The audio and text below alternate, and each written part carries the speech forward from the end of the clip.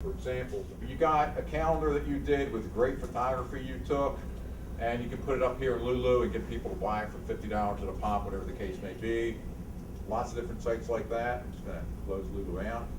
Cafe Press, design your own t-shirts, design your own mugs, whatever the case may be. But if you're popular, I have a lady, Vivian Green, she's like, has lots of stuff up on sites like this. People buy her branded merchandise. She doesn't have to fulfill the cup or the t-shirt or the calendar or whatever. She puts it up here and people are buying it and they're printing it basically on demand.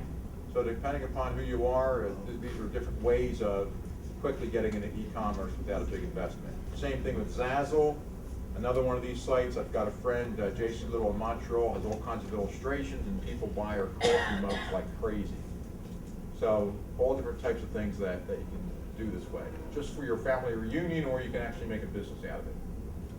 Etsy is another site that you can just open up a portal on, and they have all types, accessories, parts, bags, purses, clothing, crochet. I mean, you keep going down. Plants and edibles. All right. So if you're experimenting with cannabis cereal or something like that, you can sell it up in here. So, and then like Amazon, there's lots of different ways of looking at Amazon. So here's a book, an ebook. 50 Shades of Grey, it's a top 100 list for months and months. But if you notice up top here, it says link to page, add the widget, add to a store.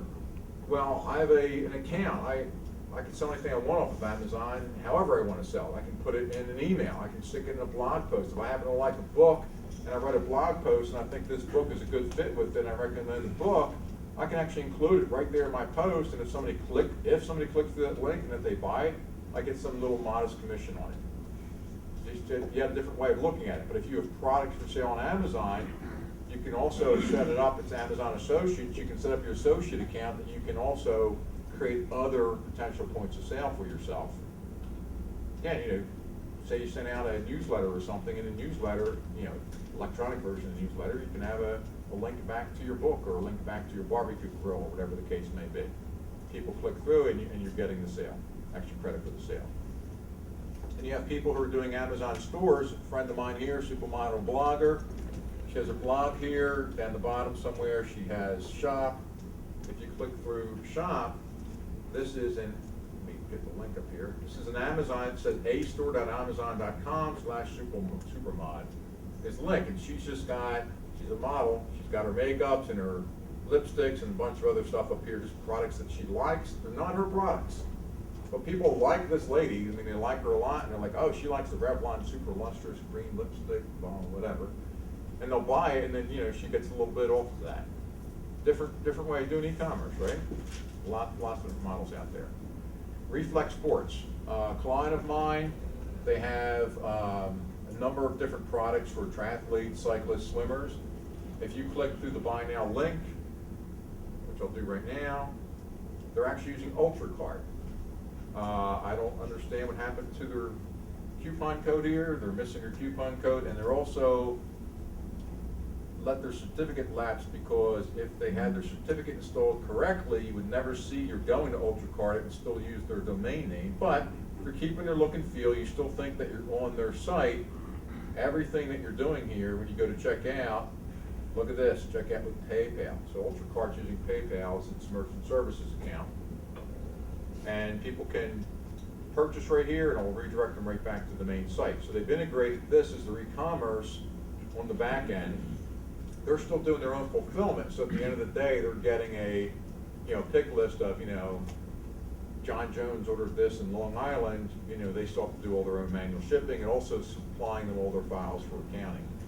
So again, they got their own website, it's a WordPress website. They put UltraCard in at the back end, integrated to the look and feel of the website, and off they go. Different example here, Dumpster Source.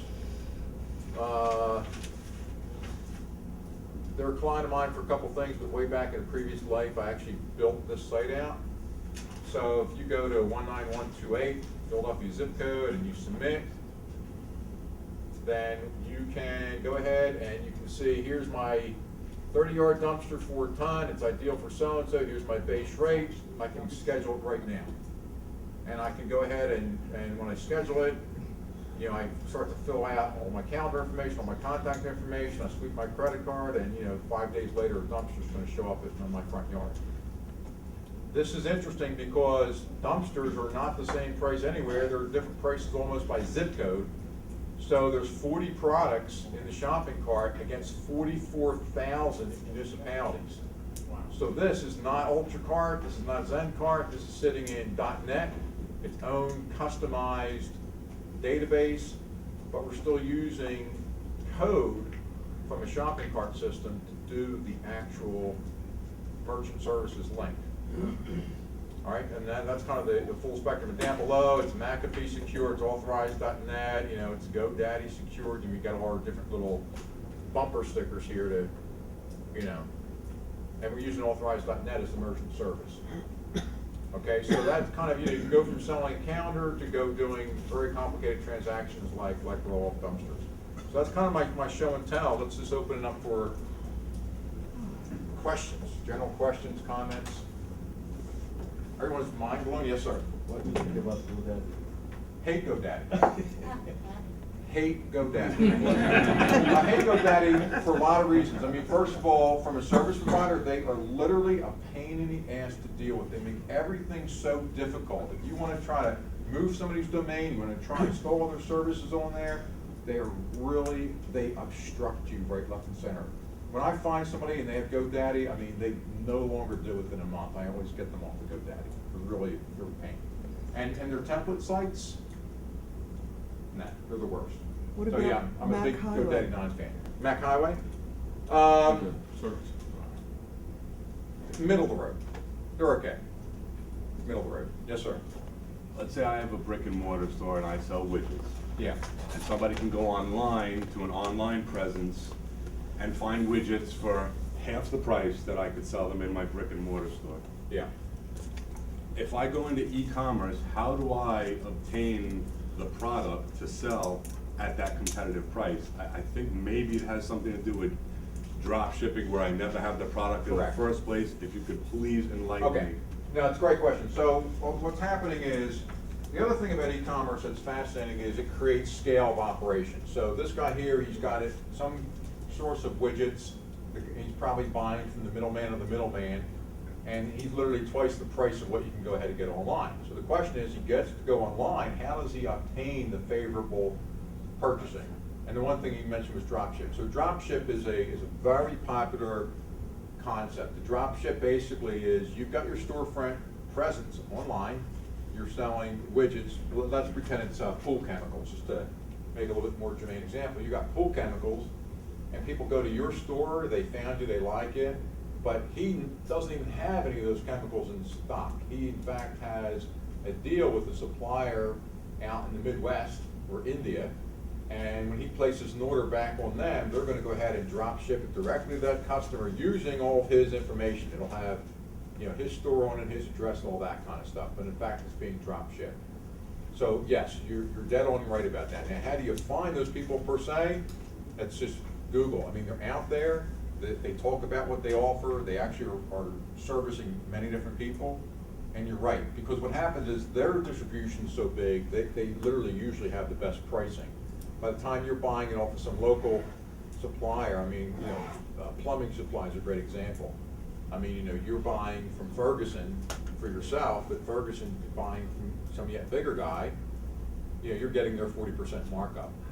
So it's a matter of finding them online. There are some B2B exchanges and things like that you can also find and get with to kind of do in brokered exchanges where you can say, here's what I'm looking for, people say, here's what I have, and it's kind of like an auction type process. So basically, as a brick and mortar, I would look to go above my normal distributor. Correct. You would and look to go above your normal to the distributor. manufacturer. Yeah, you can go to the manufacturer. A lot of the manufacturers will directly sell, and a number of them drop ship. I have a client in Montreal who's a scuba shop, and he's got some high-end scuba gear. He doesn't stock it. You know, the manufacturer's drop shipping it for him. You know, but he has it all online. You can go on his site and order all this gear, and it's being drop shipped from several different sources. Is it also possible to contact my main distributor and say, hey, I'm Yes. you have to do that. Yes, so if you're talking to somebody else and you can get it at like, 40% cheaper, 30% cheaper than what you're getting it now, you're not gonna just use it for e-commerce and drop ship, you're gonna cut the other guy out. So you just have a frank conversation, you say, look, Larry, we've been doing business, since my dad was in, whatever, you just have a little conversation, it's business, it's nothing personal, it's business. So you put it out there. If they can't do it, they can't do it, but that, you already have another supplier lined up. So is the ultimate answer, I'm sorry, that these people are all drop shipping? Like, I have a legitimate brick and mortar facility. They're not just all drop shipping. Drop What shipping are is a the very other- favorite technique. I mean, you can actually buy on consignment, there's a number of different techniques out there. You can actually store yourself, you can do a hybrid. If you got people local and you have a local delivery truck, you can actually deliver. Other people, you may drop ship. I mean, certainly, if I'm in Philly and I order from you, you're not gonna deliver it, you're gonna drop ship it. So it just depends, what you have on your back end. Yes, ma'am. I have my website on GoDaddy. Okay. What alternatives do you recommend? What kind of website is it? I paint murals, decorative painting, Okay. finishes, Okay. children's murals. Okay, see, the artsy folks get sucked in every time. Yeah. Okay, so, but is it a WordPress site? Is it just an HTML? Is it one of their GoDaddy template things? No, my friend designed it with me. Okay, so it's probably an HTML? You're not sure? Okay, so no problem, okay? Kind of my favorite, there's a number of them out there. My personal favorite is Bluehost.com. The reason why I like Bluehost is they're in Salt Lake City, Utah, or somewhere out in Utah area.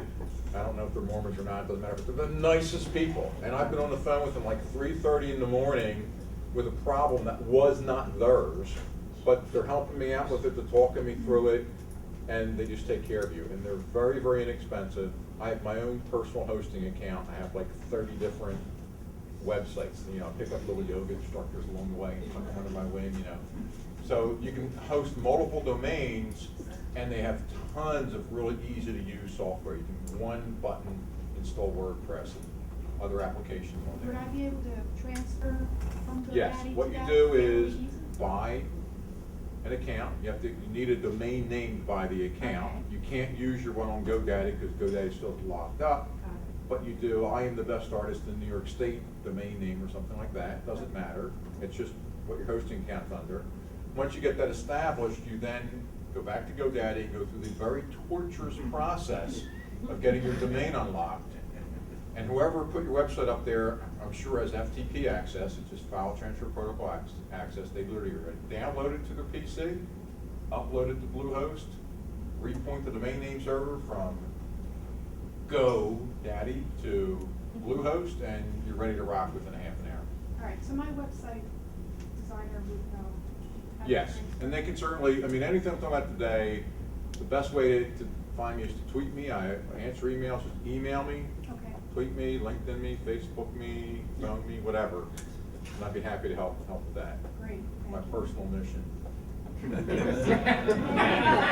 Down with GoDaddy, it's going down. It's not even about the elephant, man, it's about everything else. Okay.